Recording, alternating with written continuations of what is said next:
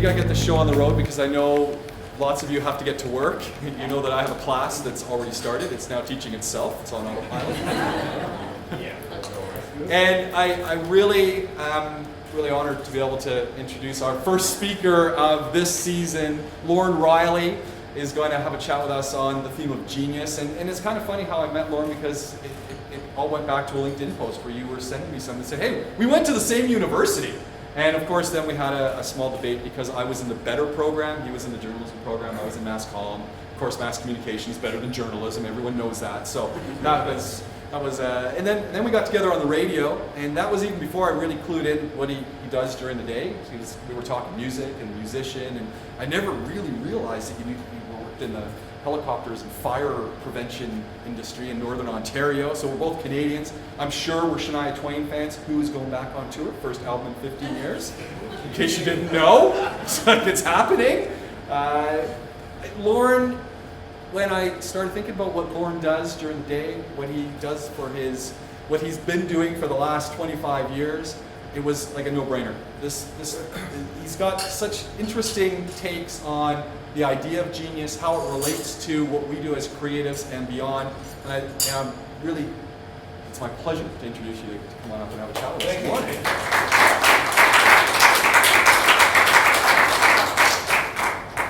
All right, thanks. It's great to be here. I got to admit, and thanks for the wonderful introduction. It hyped me up a heck of a lot more than I deserve. When James gave me the topic, because I said, yeah, I'll do Creative Mornings. I'm happy to do that. I'll give it a shot. Then he gave me the topic, genius. Now, I was a little intimidated by that for two reasons. First, what will soon become glaringly apparent, I ain't no genius. Okay, so I want to get that completely out of the way. Second, it's such a massive topic. I was really struggling with how to tackle it. And so I took a swing at it, and if I were to put it on a central theme, I think it would be that, much like beauty, genius can be in the eye of the beholder. And I guess I'll proceed with that as being the central theme. Now, what's the first thing that comes to your mind when the word genius is thrown out? Just open up the room. Sorry? Einstein. Stephen Hawking. Great examples of genius. And I'll get into a list of genius. The first thing that comes to my mind is brain power. People with incredible brains that do incredible things. But as I did some research, I found out that genius is actually far more than that.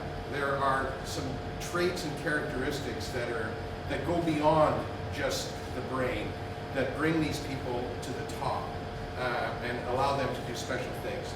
The first is vision. The ability to see what others can't or don't, and the ability to pursue that. Second, intellect, that brain power we discussed, the ability to take that vision and pursue it and come up with ideas that would differentiate. Another is ability, having the skill to take that thought and turn it into action and results. And the fourth, and maybe I think Edison, who said, what is genius is 1% inspiration, 99% perspiration, is that the correct quote? Would be perseverance. And perseverance is that ability to go beyond failure, because we all run into failure. We all do things that don't turn out the way we want. The key is to continue, to take failure as a learning, to apply that learning to the next swing. And that's what geniuses do, and the people that they work with. So after having attained a slightly better understanding of what comprises genius, and at least in my view, I took a look at, I started thinking about, well, I wonder what the top geniuses in the world are. We have names. Einstein came up as a name. And we all have these perceptions about people that are deemed to be genius, and I think there's some common perceptions. So I went online to try to find out who the top genius is. And I ran across this organization called Rankers, and they do lists. They do top 10 lists. And I said, okay, we'll start there. We'll take a look at the top 10 geniuses in the world according to Rankers. So here they come in the countdown. Coming in at number 10 is the renowned painter-sculptor Michelangelo, our first artist.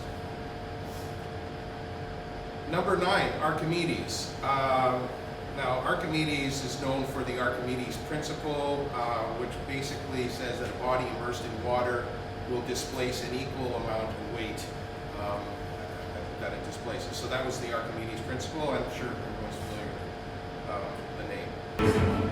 So at number 8, Falco. So just checking to see if anyone's had their coffee yet. No, number 8 is Wolfgang Amadeus Mozart. And he was a famous composer whose string of operas, concertos, and symphonies and sonatas profoundly shaped classical music. Number 7, Nicholas Tesla, Serbian-American inventor, electrical engineer, mechanical engineer, physicist, and futurist. So we don't know what he did in his spare time, but he was famous for the design of modern alternating current, AC. Number 6, Aristotle, Greek philosopher. Photo is courtesy of LinkedIn. I'd like to thank them. That was a joke. Plato, if you have to say it's a joke, it wasn't. And again, another, I think the Greek philosopher lobby is at play here. Plato comes in at number 5, another philosopher. At number 4, Galileo Galilei. This gentleman was the inventor of the telescope. And also used that device to discover 4 of Jupiter's moons. So he was an astronomer as well. Now number 3, this is a familiar name, one that was already mentioned, Einstein, theoretical physicist, and also if there was a ranking for coolest hairdo, he'd be my number 1. Number 2, Sir Isaac Newton, physicist, astronomer, mathematician, philosopher, alchemist, and theologian. The alchemist is an interesting twist, which I didn't know. Anyways, the theory of gravity, laws of motion, and calculus were all byproducts of this incredible person. Any guesses who number 1 is? Steve Jobs. Not Steve Jobs. Leonardo da Vinci. He was a man, among other things, invented a flying machine that used a revolving platform to gain flight. And he did it 400 years before Igor Sikorsky first launched the first helicopter. So a man with a brilliant mind, great talents, who had a vision. And a vision that was actually fulfilled by a man 400 years later. So an incredible brain. Now, that's your top 10 list. And I'm sure there are, Steve Jobs was mentioned, there are other people that we're familiar with that didn't make the top 10 list. And I was shocked too, to be quite honest. So I'm going to cite off a few that rankers listed at various things. At number 15, Pythagoras. He always had an angle on something. Stephen Hawking, I think we heard. Number 19. Now, I thought about this. Number 19, Stephen Hawking is just a brilliant man. But you think he actually took Einstein's theory and took it further. So I get that, I guess. Copernicus, number 21. Confucius, number 30. Edison, number 31. And René Descartes, number 35. So these are some of the other geniuses that were ranked by rankers. So that was interesting. I mean, a lot of incredibly brilliant people throughout our history. And a lot of them fell into the same kind of categories: science, arts, philosophy. So I started thinking about, what about non-traditional categories that we could, where geniuses exist, but don't necessarily make your top 30 or top 10 list. I went to sports. I'm a big sports fan. I don't know if anyone else was there. And as a Canadian, I would be remiss if I didn't revert to this man as being a genius. This gentleman is Wayne Gretzky. I don't know if anyone watches hockey. I know that people say there's 2 kinds of hockey, but there's really only. And Wayne Gretzky was known as the greatest, and there was a reason for that. He holds every record, every scoring record, and by quite some margin in the National Hockey League, which is the premier hockey league globally. Not the KHL, as some people would contest. And Wayne, actually, the NHL had to change rules. There's such a thing called the Gretzky rule. Because in a 4-on-4 situation, when Wayne Gretzky was on the ice, his team would score at will. So they had to change the rule because of the skill of this player. And what was genius about him, he was able to read the play and predict where the puck would be. He would predict where the play would go. So he had vision, he had skill and ability, he had intellect. Nobody else could do what he did. And he had, obviously, perseverance. He played for 18 years in the National League. So here's just a look at, now another area, and I know we have at least one fan in here, food. This gentleman is Joël Robichaud. He has 31 Michelin stars. 31! I had no idea when I was looking into it. I wanted to look at the category food. Nobody's close to him. Actually, someone else, a gentleman in 1974, whose name escapes me currently. Sorry, I have it here. Georges Planoux, in 1974, invented sous vide cooking. Sous vide cooking is where you immerse food in a water bath, basically, you cook it. This man perfected it, and one of the reasons he has the 31 stars. Now, comedy. Another area where I think plenty of geniuses exist, and this man arguably is in the top 10 in that field. Just a couple of clips from the genius that was Robin Williams. No, well, see, everybody thinks they're funny, though. Everybody thinks they've got a sense of humor. That's the problem. Even people that don't have a sense of humor, they go, that's not funny. You go, yes, it's funny. I go, no. You know, I'm not funny, I'm German. Yeah. Where's the question? So you go to London today, that would be nice. Yeah, it's a long flight to get there. I love when you get off the plane in London, the English paparazzi are always there going, Wobbin, hello Wobbin. Where did Elmer Fudd land here? Hello Wobbin. We're hunting Wobbin. We're going after Wobbin Williams. Yeah. Would it be good if Shakespeare had a level L? If Shakespeare had an impediment? Speech, I pray. As I pronounce it to you, through the understand.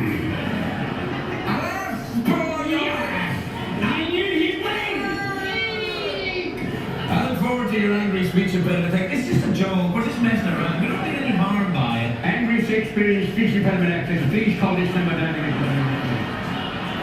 Thank you.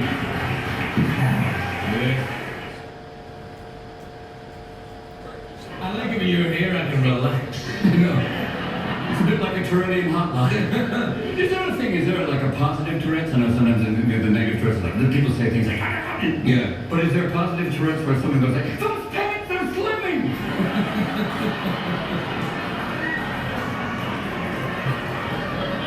Your eyes are amazing! You're very attractive! It's a joke. Positive Tourette's people are I really enjoyed that. Robin Williams. Now another man shows flashes of genius. Oh, fancy dresser. And the James Pikeway clothing line. Weird Al Yankovic. Now you're probably thinking I'm a little weird for bringing that up, but in my pastime, I'm a songwriter and a lyricist, and this man actually is his specialty is in parody. He's a brilliant lyricist, and actually does a pretty good job of replicating some of the voices that he imitates, but also has great insight and offers some interesting social commentary. So, personal favorite, but I'm going to show you just a bit of an example here. Everybody shut up.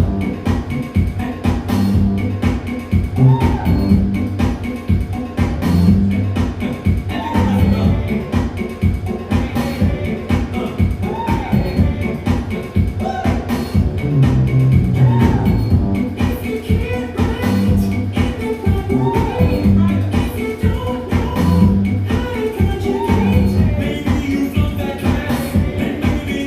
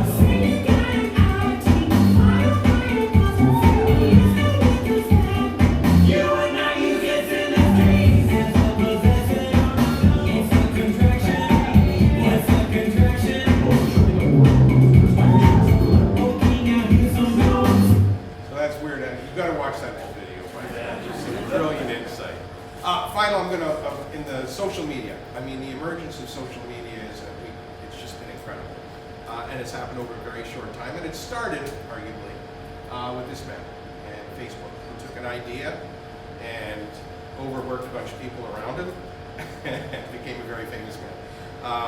Facebook, I mean, it's really changed the way we communicate and interact with each other. It allows people to maintain friendships that otherwise wouldn't have been possible. So I think he deserves special mention.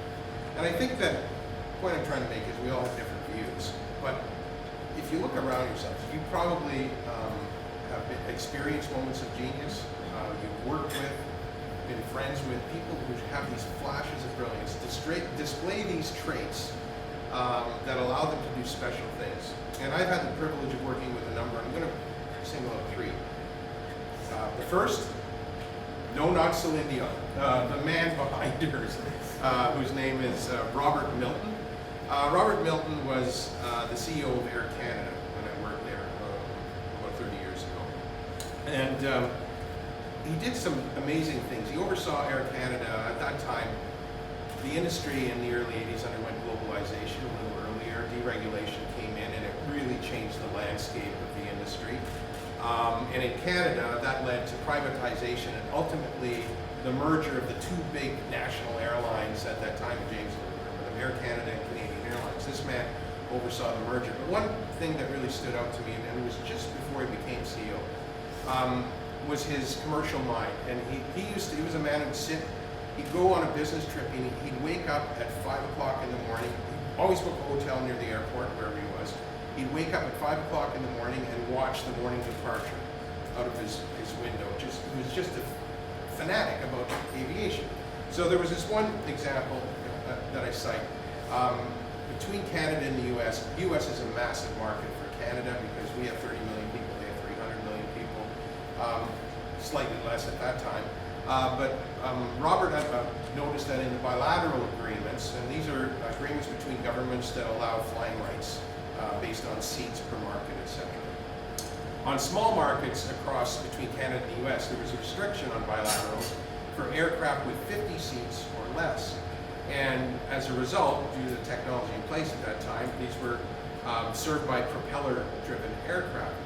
Robert became aware of a company called Bombardier, which was based out of Montreal, that was producing a regional jet, the first one, at a 50-seater. So he proceeded to lock up orders of that aircraft for 5 years and basically took the transborder market over for Air Canada and made a lot of money. Just an example of someone who really understood his craft and took advantage of it. Another man that I worked for, this man, many of you may not know, his name is Giovanni Bisignani. He was the CEO of Alitalia, a tech company called Poto, and when I worked for the International Air Transport Association, which is an industry organization that represents the 240 odd major international airlines on the planet. Now he was a very controversial, outspoken guy, and at the time he took over IATA was perceived as being a very bloated and bureaucratic organization. So in his opening speech on the first day, and I won't forget this, he got everyone in the room that worked in the Geneva headquarters, and he said this industry needs lions, not chickens. And if you're a chicken, your days here are numbered. And he lived up to his word. He got rid of about 25 to 30% of the staff. It was, but I mean, he was tough, but he also had a vision, and a vision that led to something that everyone in this room takes advantage of today, and that's the electronic ticket. Now, electronic tickets weren't his invention. They were invented by United Airlines in the early 80s. But what he did was take it and say, we're getting rid of paper tickets in this industry because they're costly, they're inefficient, they don't do the customers any good. And he oversaw the conversion of the elimination of paper tickets. So it's a pretty impressive accomplishment. This man I've had the pleasure of working with for the past 8 years, Paul Griffiths, who's the CEO of Dubai Airports, a very influential leader who's overseen the incredible growth at what is now the #1 international airport in the world. Now, he's opened more facilities than any European airport singularly, and most of them combined. He's done an incredible job, and what you may not know is that he's also a very accomplished musician. He's a fellow at the Royal, sorry, I want to get this right, Royal College of the Organists. He's an organist and a very accomplished one. And in fact, in commemoration of his services to British prosperity in the UAE and to music, in 2015 he became a companion of the most distinguished order of St. Michael and St. George, CMG. Only about 2 weeks ago he was in London, and he played what you're about to see at Westminster Abbey to over 2,000 people. It's the most difficult organ piece to be played. It took him a year and a half to prepare for this concert. So there's perseverance, ability, vision, and intellect at work. What I particularly love about Maurice Duruflé's suite, particularly his frenetic toccata, is the fact that it's an absolute tour de force for the coordination of eyes, ears, hands and feet. It brings all of those into an incredibly frenetic and restless piece of music, which is one of the pinnacles of the organ repertoire.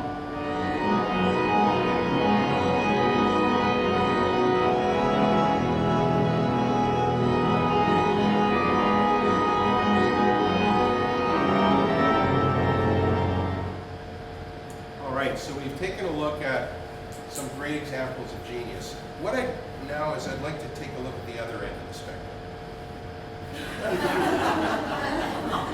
I think that's visually enough of a segue, right? And I always, whenever I'm in need of some great saying or some great pearl of wisdom, I turn to Star Trek. I don't know about you. But this is one particularly great quote from Star Trek 6. Let us redefine progress to mean that just because we can do a thing, it does not necessarily mean we must do that thing. And then Kirk would say, Spock. Anyway, so I took a look at what are some of the good examples of failed genius. And so I took a look around. This is a good one. Handerpants. Underpants for your hands. I don't know why. Diet water, because normal water is just too fattening. Pet petter. Never touch your pets again. Isn't that the point? And the baby cage. Now this is true. In the 1930s, London nannies lacking space in their flats for their young ones resorted to the baby cage. It's exactly what it sounds like, and I'm reading because I don't want to get this wrong. A creepy wire contraption patented in the US in 1922 that lets you claim that space outside your city window for your infant. It's scary. All right, so there's some good examples. So you've seen the good side and the bad side. Now, what's ahead for genius? There's so much changing around. There's such a greater access to information. And I point to this. Online collaboration, virtual collaboration has allowed us as a planet, CreativeMornings is a good example of this, to come together and share brilliance. Are the next wave of genius is going to be team-based genius? Will someone have to be the identifier, or will we have team geniuses that in 20 years, someone delivering this presentation will talk about a team accomplishment? And what about the impact of artificial intelligence? And it is close. Robotics and artificial intelligence are very real, very omnipresent, and will form a great part of our future. Will the next great invention from mankind be that algorithm that allows artificial thinking to become reality? And can we turn those machine-created thoughts into something that saves our planet or furthers mankind? So with that, I'd like to thank you for your attention and for, I guess, listening to this rant and this little meander through the world of genius. Thank you very much.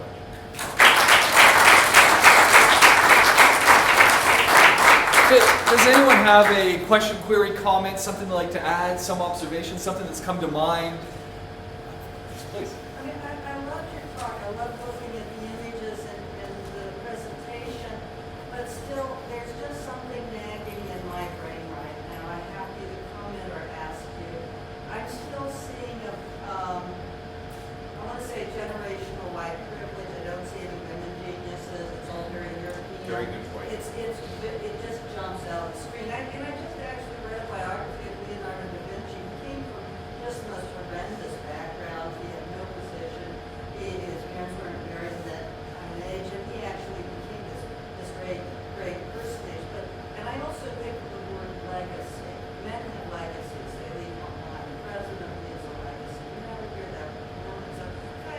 I was thinking about Elizabeth Lunking one. I think she could be considered genius. There might be a contentious thing, but the modern British thing.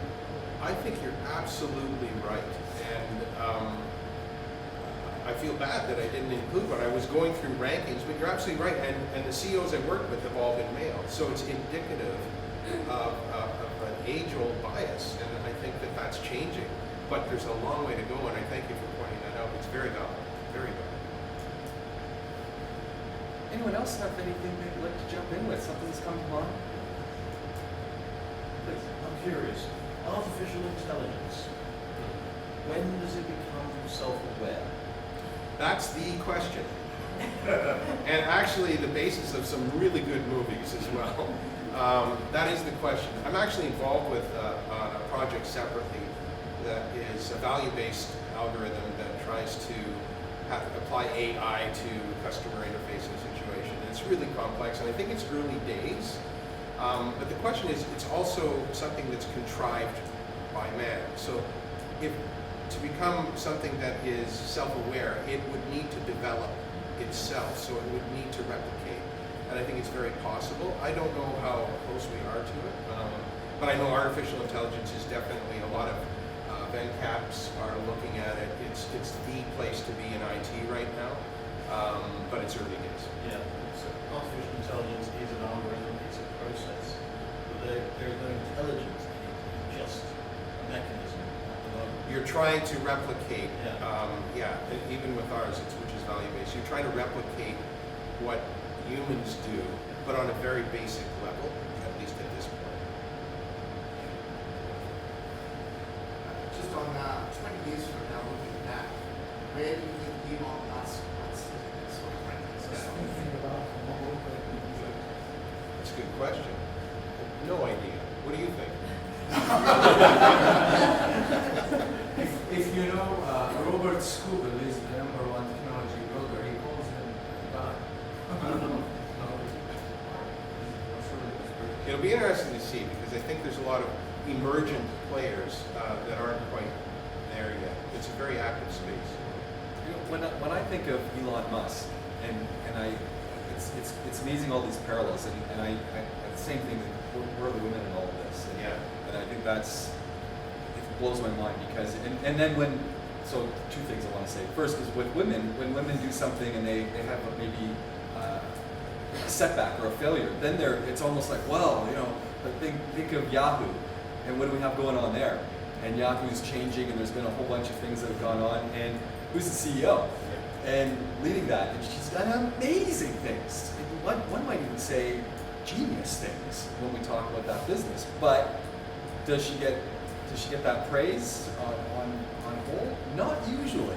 They only look at, well, you know, not really nice to employees, and it's like, really, did you ever read anything about Steve Jobs? He wasn't the nicest guy either. So I think women seem to have this extra handicap, which becomes very interesting. Second part, then we'll jump in. The second part is, when we talk Elon Musk, I constantly think of McLaughlin, going back to McLaughlin and cars, and this is going back to, you know, the McLaughlins in Oshawa, Ontario, and then this is pre-GM. And, you know, amazing things they did with automobiles and creating these fantastic vehicles in the early 20s and 30s that you never hear those names anymore. And the big three and the big five, or the big seven, depending on how you want to look at all these companies, have really eclipsed that, taken it over. And sometimes I wonder with Elon Musk, as he started this thing, he's creating in a sense a tipping point that now even Hyundai says they want to have, you know, 20 different electric cars by 2021. I might have that date wrong, maybe it's 2020. But the point that all of these car companies are jumping in on it. And I wonder with Tesla and all that, where that is going to leave them in another 10 years. So, but that poses some more questions. Yes. My daughter works for the Alpines in the UK, and like you said over there about where's women in the role. All these personal assistants and the people that do all the back work are all women, right? And they actually he burns them out at a phenomenal rate. Most of his PAs only last between 12 and 18 months, and his demand is 360, 24 hours. He gives them no time or anything, and he just burns them out. Because he has no prerequisite for anything. when he goes into an interview, she's a communication manager in the UK. He has no predetermined thing. He announces things that they don't even know about, and then they have to back it up as he goes along and things like that. Truly inspirational guy, but he needs all these people behind him to back it all up, because he just goes along and leaves time as he goes along. I would suggest that's the case with most. These people, yeah, it is without a doubt. She said he has no, you just don't know what he's going to come out with. You know, and you've got to then support it after for the people that goes along. Well, very inspirational guy. I guess history, when we talk genius, tends to be the judge. Yeah. It reflects a lot of the values that we're used to filtering. I just like to always think, for me, being in education and being in a place like Dubai and where being in the world, we're always looking forward. We want to innovate, we want to do these great things, and sometimes it's really interesting to sort of look backwards. And I use some of the examples of things I've tried in the past, and I'll just use one that people said to me, "Oh, it's a genius idea." And I'm going, it's not genius. It's just doing what people have done all the time. And so it's create an app, get everyone onto the news, get them reading what's going on with an organization. And I said, well, what if when people arrive in the morning, we just hand them a piece of paper with off the photocopy, with a couple of columns, the dates, what's going on, a hard copy, front and back, that I can print off on the photocopier for nothing. And we give it to them, we say, pass it on. And as they're walking and as they're getting their Starbucks, they can read what's going on, and then they give it and move it on. Low tech, easy to reproduce, old school. And someone looks at me and goes, that's genius.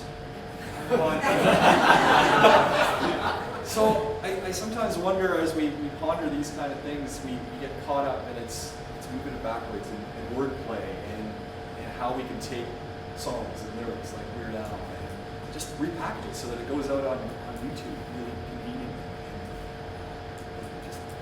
It's just lots of questions. And I think that's the key to Creative Mornings and creating you guys. You guys doing what you do is just asking lots of questions and trying stuff and looking back a little bit and saying, how can I play with all those things that are already out there to add something to it, to reinvigorate, just to make it a little bit better.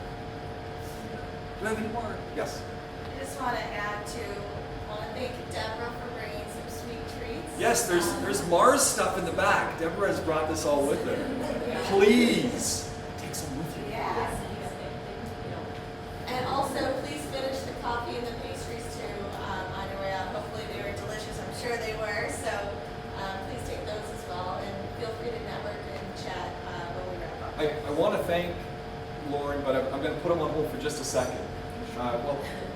So it's kind of weird to do this, but I want to bring Dale up for just a second as well. So when you came in, you would have heard some music playing. So Dale does our playlist for us, and I'll post up those link, what all the songs were on the link. But there's quite a few of them, and he does this every meetup. He puts together really some music that encapsulates, from his perspective, genius. And I just wanted to give you a minute to tell us what you did.